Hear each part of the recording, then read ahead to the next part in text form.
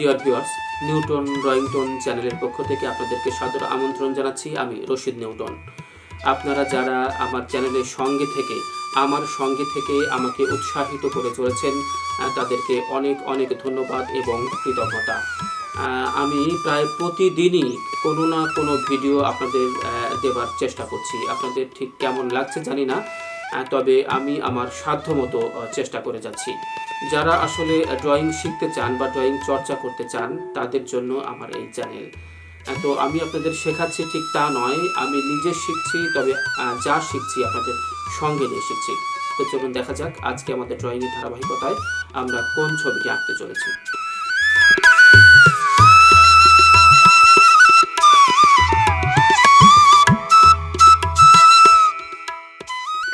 চিত্রশিল্প এমন একটি শিল্প যেটির মাধ্যমে আমাদের মনের ভাব যেমন প্রকাশিত হয়, তেমনি আমাদের ভাবনাও কিন্তু বিকশিত হয়। অর্থাৎ আমরা আমাদের অন্তর্লোকে যে ছবিটি ভাসছে সেটি কিন্তু আমি ক্যানভাসে অর্থাৎ কাগজে ফুটিয়ে তোলবার কিন্তু চেষ্টা করি।